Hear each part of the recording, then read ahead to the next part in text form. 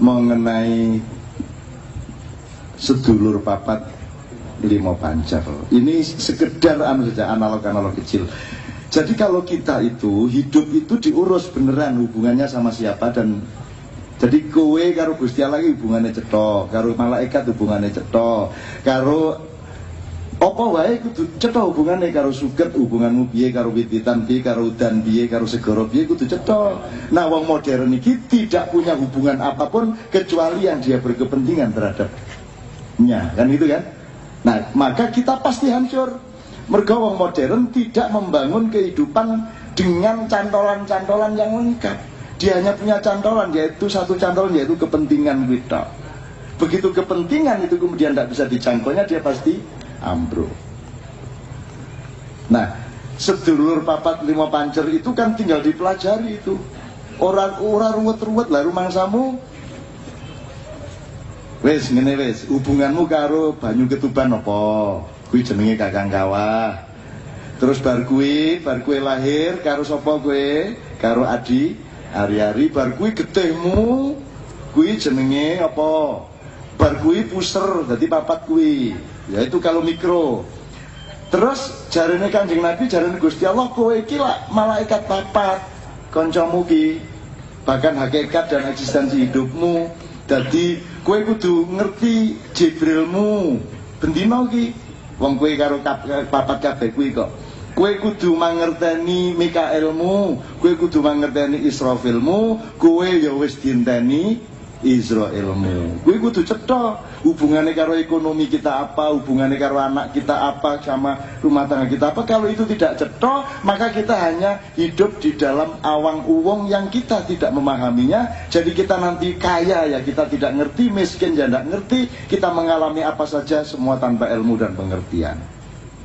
Wong saiki kowe ora ngerti nek azan saka menara-menara kuwi janjane kuwi nyicil ngurangi dosane Hitler. Kuwi orang ngerti ta hubungane kowe? Wah, iku bingung apa hubungane cak lho. Sing gawe sound system toa kuwi idene Hitler biyen. Untuk mobilisasi Deutsche Über Alles itu, terus Hitler itu kan perintis kapal selam, itu dia yang juga pertama. Tank itu pertama Jerman. Nah, toa kuwi sing Horen kuwi kuwi Hitler kuwi. Dadi saya masjid gawe kuwi dosane Hitler dikurangi. Bar kuwi jare ae Hitler. Ngono ceritane. Nek ora diselidiki kono, diseliti itu loh. Jadi wong urip aja dumeh, aja ngremehke sapa-sapa, sebab kabeh iki kudu cetha hubungane, kudu cetha matur nuwun ora. Masa kowe ora kelingan air banyu ketuban, masa kowe ora kelingan adi hari-hari. Fungsi-fungsi pikiran dan batin kita tiap hari harus diperhitungkan berdasarkan 4 tadi itu. Yang pancernya adalah Allah Subhanahu wa ta'ala, dipandu oleh Nur Muhammad menuju lima pancer itu. Ini saya bukan mau Jawa-Jawa, enggak, hidup memang seperti itu. Dalam Islam itu disebut 4 malaikat. Kemudian alam semesta ini kan lebih kecil dari dirimu, karena engkau khalifahnya. Maka di alam semesta ini ada pembagian persis seperti di dalam dirimu. Mulane kowe kudu ngerti, nek ana sing nyebut kae Mbah Petruk jane sapa, ning Merapi kae Kiai Gringsing sapa, Mbah Jumadil Kubro sapa, Pangeran Patmo sapa. Nek isih didoleki disinaoni, aja mung disirik-sirikke. Kiai Sapu Jagat sapa didoleki, kono sejarahe kabeh. Jajal sing ngurusi asep sapa?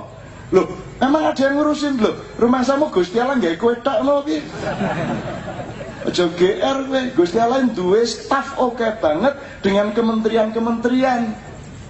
Jadi seluruh yang sifatnya batin dan ilmu itu namanya Kakang Kawah, itu namanya Jibrilia. Di dalam dirimu selalu ada inspirasi dari, kalau yang tertinggi itu software namanya extension namanya wahyu, di bawahnya ada karomah, maunah, fadilah, ilham atau inspirasi, ya. Itu semua urusan Jibril. Tapi kalau soal maintenance, penataan alam dan kehidupan, baik alam semesta, gunung-gunung, laut, sungai, lempengan-lempengan bumi, gunung berapi, maupun lautan yang ada di dalam dirimu, gunung-gunung berapi yang ada di dalam dirimu, semua penataannya itu disiapkan oleh Mikael. Tapi bagaimana mempraktekkan perusahaan alam semesta di dalam dirimu itu semua dikomandani oleh Israfil. Maka kalau akan ada gempa, terdengar trompetnya Israfil. Kalau akan ada hujan badai, terdengar trompetnya Israfil. Karena beliau yang mengawal pengelolaan khilafahnya manusia. Kui kabeh ono pengetahuane, ojo di sio-sio, ojo di elek-elek tok.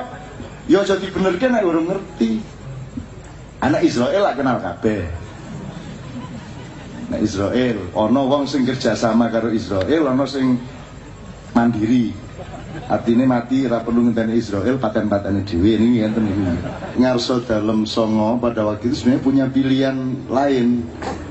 Tidak peduli sama negara Republik Indonesia juga boleh, berhak toh. Atau ya wis ora apa-apa kowe gawe Indonesia tak ewangi ning aku tonggomu. Ya bisa toh ya. Nah, tapi beliau enggak, beliau ngalah.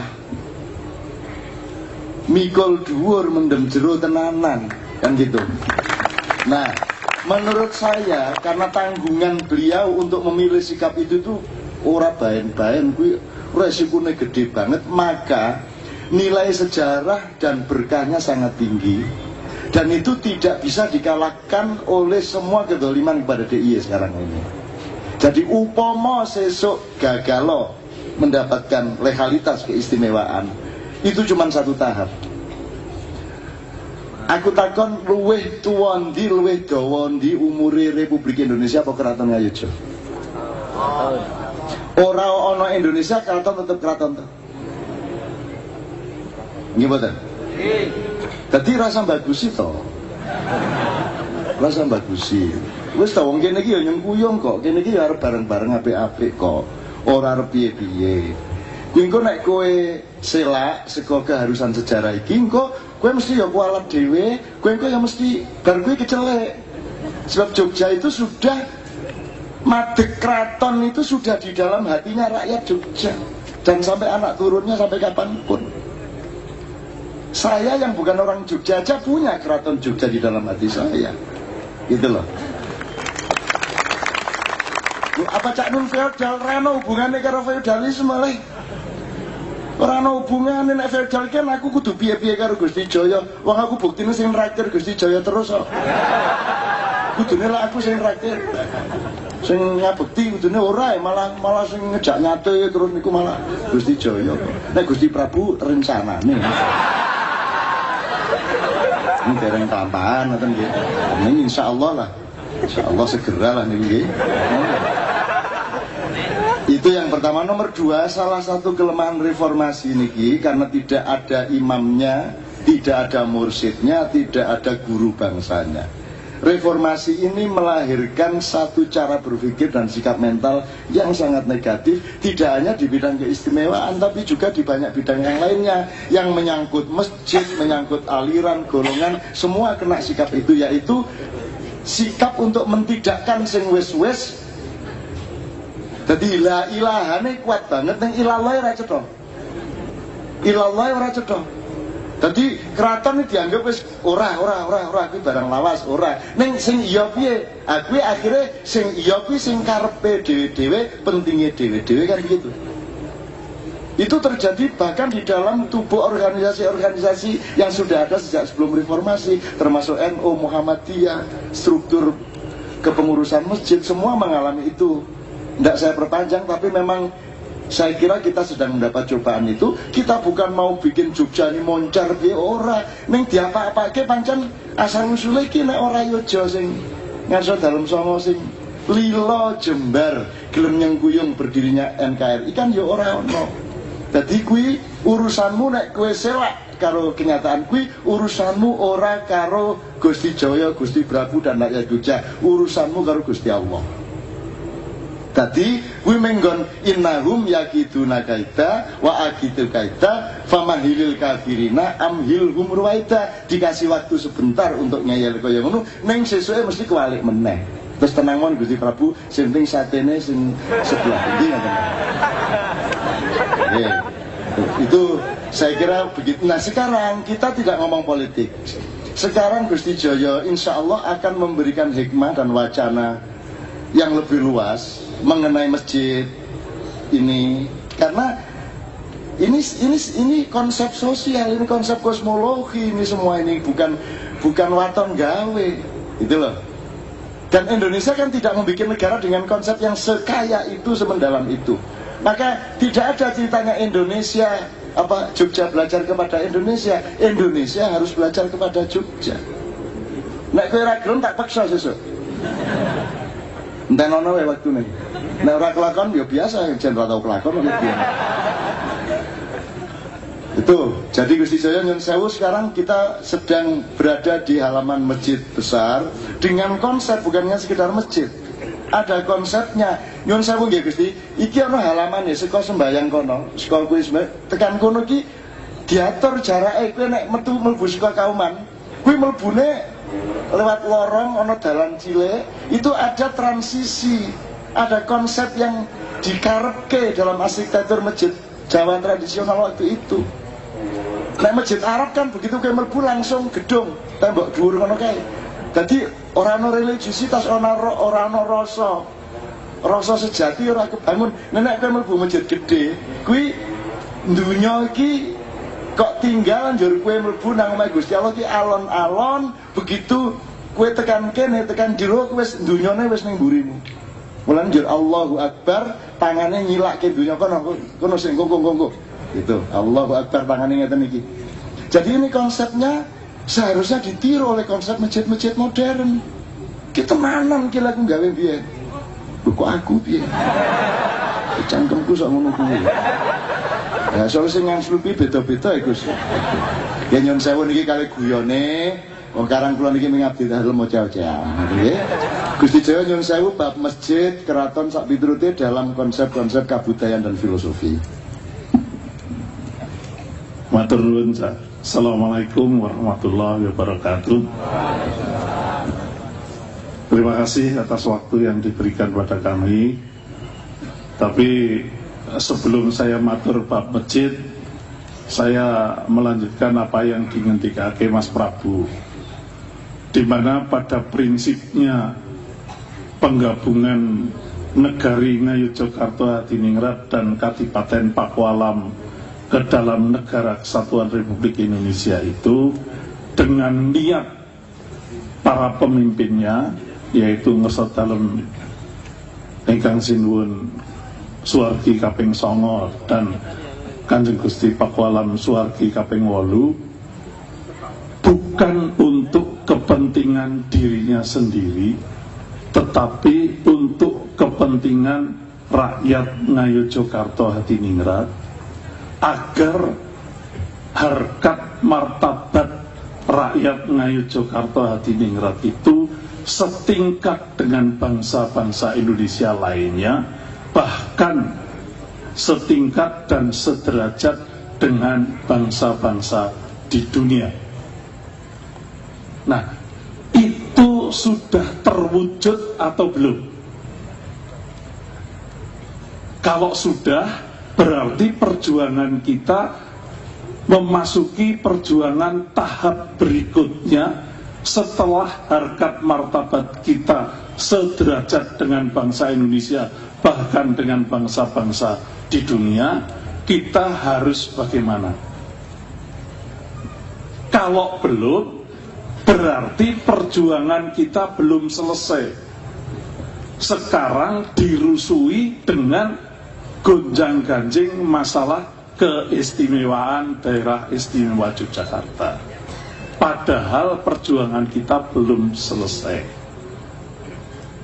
Itu yang menjadikan kita harus senantiasa tetap golong gilik ngestokake kelanjutan dari perjuangan yang sudah diletakkan oleh para leluhur. Saya mengatakan para leluhur karena apa yang dilakukan oleh Suwargi kaping 9 itu tidak lepas dari rentetan panjang para leluhur sebelumnya. Kalau zaman Pangeran Mangkubumi untuk mendapatkan Palian Negari itu ngotot untuk menandatangani perjanjian dengan VOC, ibu kota Ngayogja itu harus di alas Beringan, di desa Pacetokan, di mana di situ sudah ada pesanggrahan Garjitowati yang dibangun oleh Sunan Amangkurat keempat. Tidak mau beribu kota di Sidoarjo, tidak ketularan Cak Nun.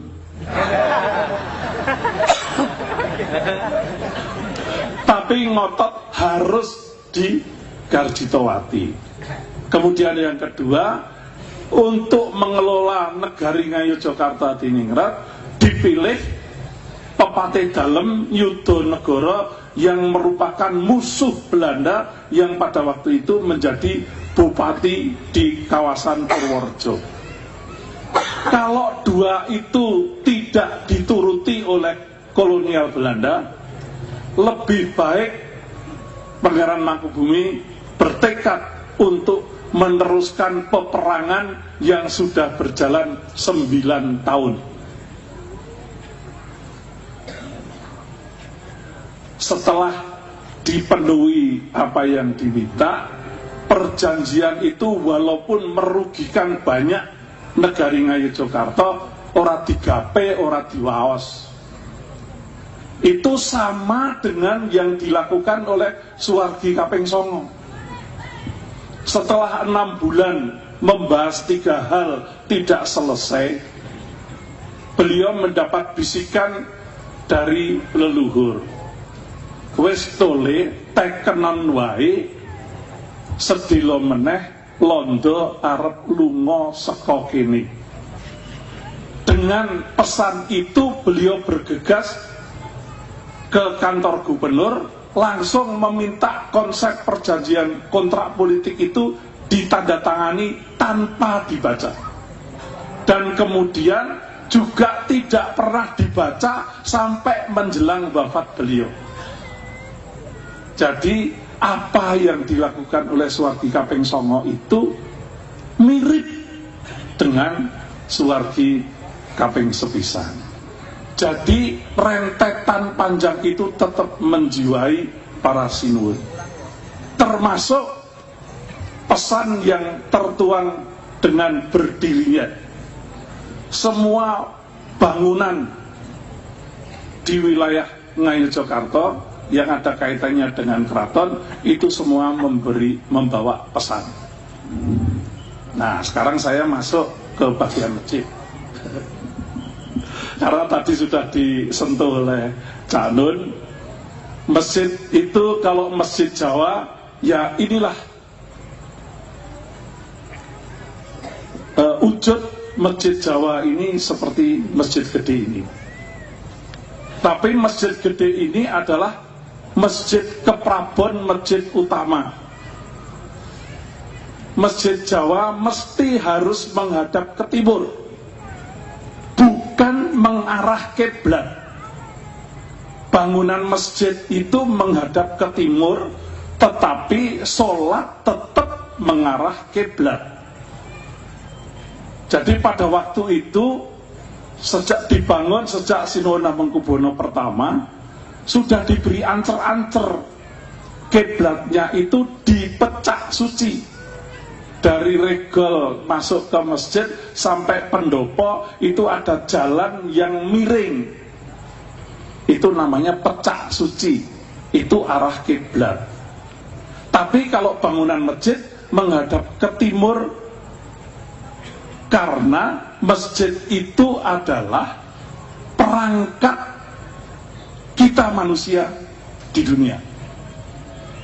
Oleh karena itu menghadap timur, menyongsong matahari terbit sampai matahari terbenam, di mana manusia diwajibkan beribadah di masjid pada saat kamu manusia hidup di dunia.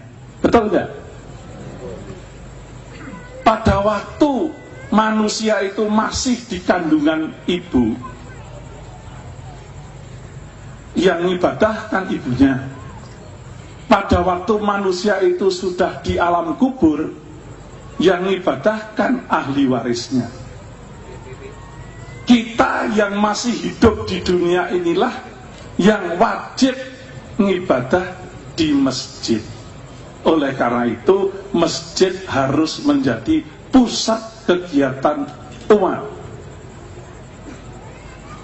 Masjid itu ada pajupat limo pancer, fungsinya ada 4 untuk yang satu, yaitu untuk ibadah, untuk syiar, untuk pendidikan, dan untuk kemaslahatan umat.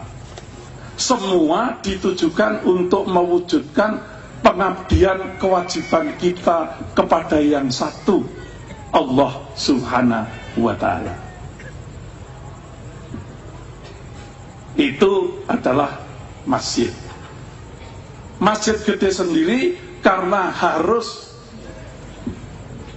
menampung fungsi yang keempat tadi, makanya dilengkapi dengan serambi masjid. Itu untuk kegiatan-kegiatan kemasyarakatan. Kemudian masjid gede sendiri ini beratapkan 3 susun. Berarti yang datang ke masjid gede itu adalah yang mengaku dirinya Islam. Sehingga masih ada yang di Tritisan, belum tentu dia Islam beneran. Di tingkat kedua adalah yang sudah lengkap keislamannya, orang yang iman, orang yang betul-betul iman pada Allah. Kemudian angkat ketiga itu adalah orang yang takwa, muttaqin. Jadi orang yang Islam, iman, dan takwa menuju ke mutakaliman wahid atau menjadi insan kamil. Insan kamil adalah orang yang sudah mampu mengendalikan hawa nafsu, akan menjadi manusia utama. Diwujudkan dengan mustoko masjid. Mustoko masjid itu ujungnya adalah senjata penggada. Insan kamil itu memegang senjata bukan untuk membunuh, tetapi untuk mengendalikan hawa nafsu. Karena kalau hawa nafsu dibunuh, nah orang jadi teler semua. Jadi hawa nafsu itu harus dikendalikan. Kalau orang yang sudah mampu mengendalikan hawa nafsu akan menjadi wong linuweh. Digambarkan di mustoko itu daun kluweh, itu sebagai simbol orang linuweh. Orang linuweh itu kemana-mana selalu berbicara serba baik dan serba harum. Makanya selain daun kluweh, hiasan berikutnya adalah bunga gambir. Jadi ada 3 komponen: penggada, daun kluweh, dan bunga gambir. Insan kamil yang sudah mampu mengendalikan hawa nafsu akan menjadi orang linuweh, di mana orang linuweh penggetikannya selalu harum dan baik bagi kepentingan orang lain. Menjadi manusia utama. Nah, itulah pesan yang terkandung di dalam masjid gede ini. Kalau Bapak Ibu perhatikan, di samping masjid gede ada masjid-masjid yang lain yang bukan masjid keprabon tetapi masjid prabon. Itu bedanya. Kalau masjid gede sebagai masjid keprabon atapnya susun 3, kalau masjid prabon itu atapnya hanya susun 2.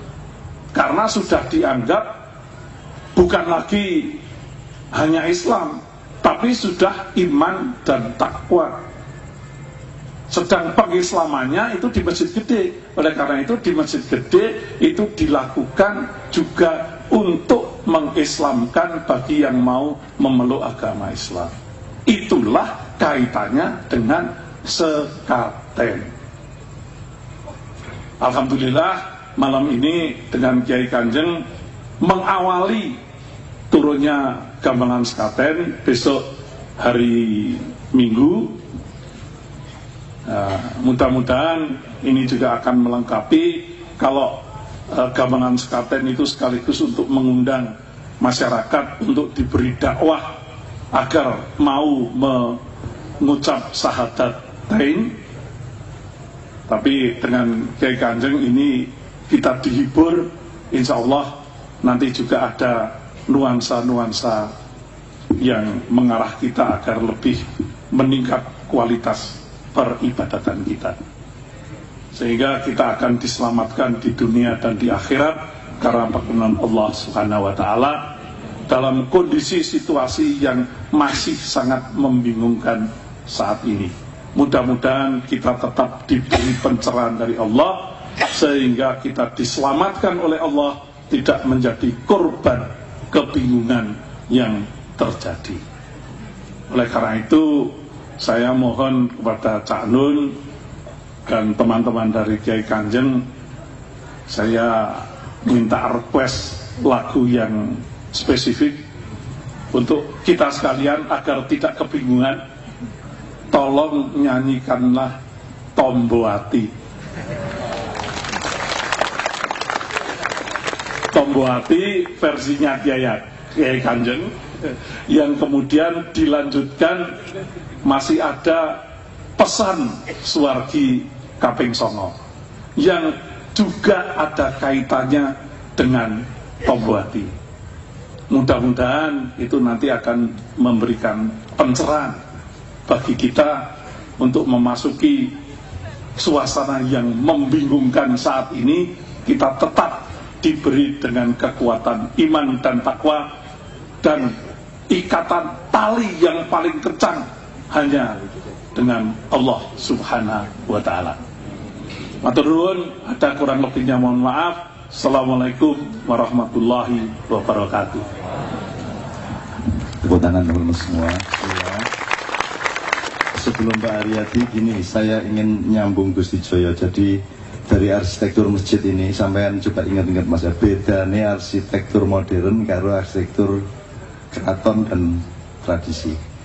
Nah, arsitektur saiki iki nomor 1 ora gocekan lor kidul, ora gocekan nisor dhuwur. Dadi wong saiki ora ngertine kiwa tengen.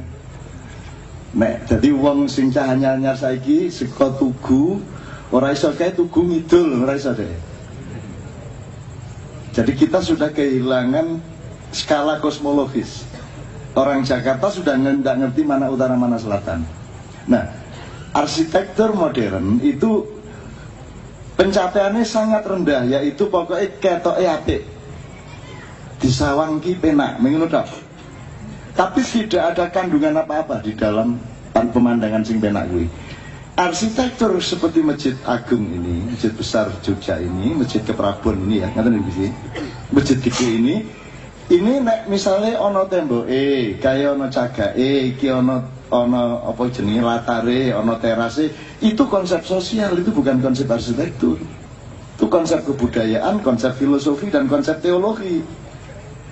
Jadi tidak nggawe tembok mergo pengin dan bisa disawang wong, oh temboknya apik, ngono ora ngono. Tapi semua itu diletakkan di dalam tatanan berdasarkan konsep yang mendalam tadi. Misalnya, yang setiap hari ke masjid ini saya tanya, ini halaman yang ini ada sukete ora? Ono sukete ora? Aslinya, nek saiki ono, aslinya ora entuk ono sukete. Setahu saya loh. Tidak boleh ada kaya halaman Prambanan, kuwi asline ora entuk ana sukete. Itu ada pertimbangan kosmologis, ada pertimbangan filosofis, ada pertimbangan teosofis.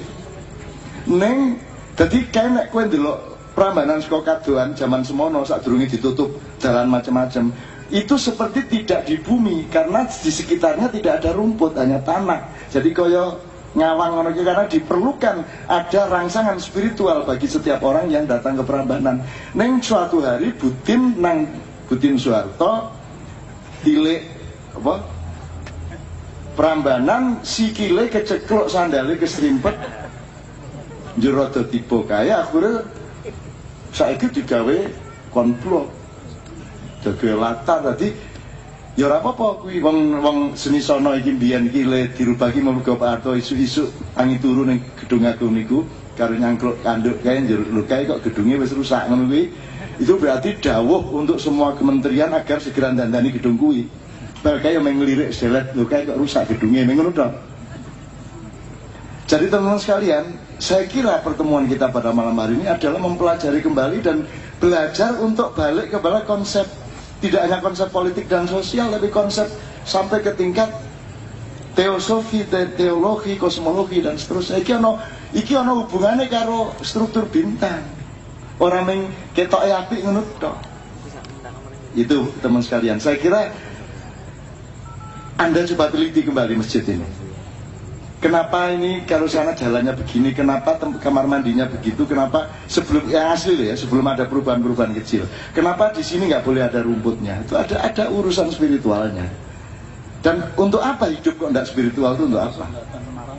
Termasuk tidak ada menaranya. Dipun anu Gusti, filosofi nego orang menorone itu. Ya itu tadi karena dari semua yang ada itu sudah jangkep. Nah, menara itu posisi untuk muadzin yang lebih tinggi daripada umat. Padahal ini masjid Keprabon yang setiap saat itu ada kehadiran ingkang sinuwun maupun tamu-tamu negara. Sehingga kalau ada muadzin yang naik di menara itu berarti ngelangkai beliau-beliau. Oleh karena itu tidak perlu memakai menara. Nah, sekarang kalau memang dibutuhkan gaung suara dari masjid ini semakin besar dan semakin menjangkau kemana-mana, apa yang sudah tertempel di lapis kedua atap itu bisa diperbesar. Sebetulnya bukan hanya itu, Tanun. Dulu itu masjid gede itu juga ditandai dengan lagu-lagu azan itu setiap fardu berbeda. Kalau subuh itu azannya begini, kalau duhur itu azannya begini, kalau asar azannya begini, kalau maghrib adanya begini, kalau nisa adanya begini, sehingga masyarakat itu tidak perlu lihat jam, asal mendengar azan dari masjid gede yang merupakan pusat azan pertama kali, itu sudah paham. Oh ini jam sekian, oh ini waktu duhur. Kalau dulu belum ada jam gitu. Dan dulu itu azan masjid gede itu mesti menjadi pancer panutan dari masjid-masjid yang lain. Sebelum masjid gede azan, belum ada masjid yang lain azan. Tapi sekarang ya itu tadi malah sok disi. Nah itu suasana modern itu juga sudah masuk ke dalam dunia masjid dengan memanfaatkan sound system sehingga berani mendahului daripada imamnya. Nah itu benar atau tidak walau alam lah. Semoga. Oke teman-teman sekalian, dulu di kampung sini kan Kauman, sekonone Noto Prajan. Di Noto Prajan itu ada ciri kalau terdengar suara Pak itu berarti dia ada layatannya. Soalnya sing ngomongke meski Pak kui. Nek ana krungu suarane Pak kae iki berarti ana sing lelayu ya, ana sing dipundhut Pak Damanhuri jenenge. Suatu hari ana pengumuman kematian kok dudu suarane Pak Damanhuri. Berarti sing dijupuk Pak Damanhuri. Kira-kira ngono masyarakate gitu. Kuwi ana kuwi diapalke karo Cah Noto Prajan ning mburi iki. Suronatan. Nggih, nggih. Nggak, itu dinamika romantikanya dengan apa namanya dunia pengumuman. Wah itu kalau sekarang bisa dilacak lagi Gusti ya. Bisa dilacak meneh adzan subuh piye, apa dandang gula, apa pucung, apa nek zuhur piye gitu kan. Saya itu sangat senang adzan dengan lagu Jawa, sangat senang sekali. Dan saya kira itu istimewa di surga nanti insyaallah pinilih minggu sing kon adzan ki wong Jawa wae lah. Karo tenggerantes piye ngono lho. Terus sedikit sebelum saya mohon kepada Bapak Wali Kota. Ini tadi saya cuma meneruskan bahwa pintu ini harus kita buka. Gusti Joyo tadi ngendika mengenai sedulur papat limo pancer. Ini sekedar saja analog-analog kecil. Jadi kalau kita itu hidup itu diurus beneran hubungannya sama siapa dan jadi kowe karo Gusti Allah hubungannya cetha, karo malaikat hubungannya cetha, karo apa wae kudu cetha hubungannya, karo suket hubunganmu piye, karo wititan piye, karo udan piye, karo segara piye kudu cetha.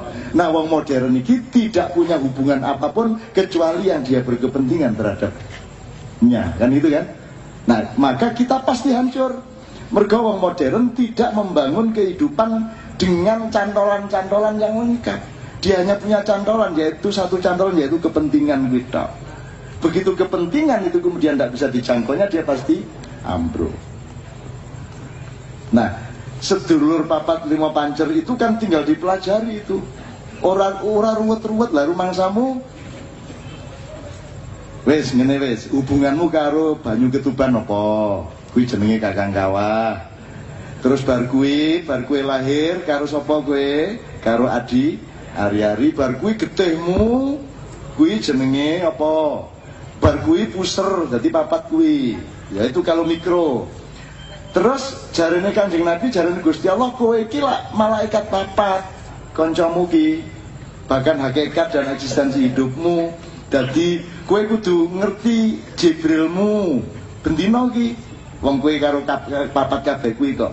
Kowe kudu mangerteni Mikaelmu, kowe kudu mangerteni Israfilmu, kowe ya wis dinteni Israilmu. Kowe kudu cetha hubungannya karo ekonomi kita apa, hubungannya karo anak kita apa, sama rumah tangga kita apa. Kalau itu tidak cetha, maka kita hanya hidup di dalam awang uwong yang kita tidak memahaminya. Jadi kita nanti kaya ya kita tidak ngerti, miskin ya tidak ngerti, kita mengalami apa saja semua tanpa ilmu dan pengertian.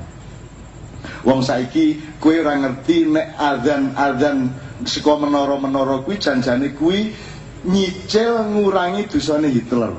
Kuwi ora ngerti ta hubungane kowe? Wah, iku bingung apa hubungane cak lho. Sing gawe sound system toa kuwi idene Hitler biyen. Untuk mobilisasi Deutsche Über Alles itu, terus Hitler itu kan perintis kapal selam, itu dia yang juga pertama. Tank itu pertama Jerman. Nah, toa kuwi sing horen kuwi Hitler kuwi. Dadi saya masjid gawe kuwi dosane Hitler dikurangi. Bar kuwi jari ae Hitler. Ono ceritane. Nek ora diselidiki kono, diseliti itu loh. Jadi wong urip aja dumeh, aja ngremehke sapa-sapa sebab kabeh iki kudu cetha hubungane, kudu cetha matur nuwun ora. Masa kowe ora kelingan air banyu ketuban, masa kowe ora kelingan adi hari-hari. Fungsi-fungsi pikiran dan batin kita tiap hari harus diperhitungkan berdasarkan 4 tadi itu. Yang pancernya adalah Allah Subhanahu wa ta'ala, dipandu oleh Nur Muhammad menuju 5 pancer itu. Ini saya bukan mau Jawa-Jawa, enggak, hidup memang seperti itu. Dalam Islam itu disebut 4 malaikat. Kemudian alam semesta ini kan lebih kecil dari dirimu, karena engkau khalifahnya. Maka di alam semestanya ada pembagian persis seperti di dalam dirimu. Mulane kowe kudu ngerti nek ana sing nyebut kae Mbah Petruk jane sapa, ning Merapi kae Kiai Gringsing sapa, Mbah Jumadil Kubro sapa, Pangeran Patmo sapa. Nek iso didoleki disinaoni, aja mung disirik-sirikke. Kiai Sapu Jagat sapa didoleki, ana sejarahe kabeh. Jajal sing ngurusi asep sapa? Loh, memang ada yang ngurusin lho. Rumah samu Gusti Allah nggawe kowe tok lho piye? Aja GR kowe. Gusti Allah duwe staf oke banget dengan kementerian-kementerian. Jadi seluruh yang sifatnya batin dan ilmu itu namanya Kakang Kawah, itu namanya Jibrilia. Di dalam dirimu selalu ada inspirasi dari Kalau yang tertinggi itu software namanya extension namanya wahyu, di bawahnya ada karomah, maunah, fadilah, ilham atau inspirasi, ya. Itu semua urusan Jibril. Tapi kalau soal maintenance, penataan alam dan kehidupan, baik alam semesta, gunung-gunung, laut, sungai, lempengan-lempengan bumi, gunung berapi, maupun lautan yang ada di dalam dirimu, gunung-gunung berapi yang ada di dalam dirimu, semua penataannya itu disiapkan oleh Mikael. Tapi bagaimana mempraktekkan perusahaan alam semesta di dalam dirimu itu semua dikomandani oleh Israfil. Maka kalau akan ada gempa, terdengar trompetnya Israfil. Kalau akan ada hujan badai, terdengar trompetnya Israfil. Karena beliau yang mengawal pengelolaan khilafahnya manusia. Kui kabeh ono pengetahuane, ojo di sio-sio, ojo di elek-elek tok. Ya ojo dibenerke nek urung ngerti. Anak Israel lah kenal kabeh. Nah Israel, ono wong sing kerjasama karo Israel, ono sing mandiri. Artinya mati ra perlu ngenteni Israel, paten-patene dhewe niki ngenten iki.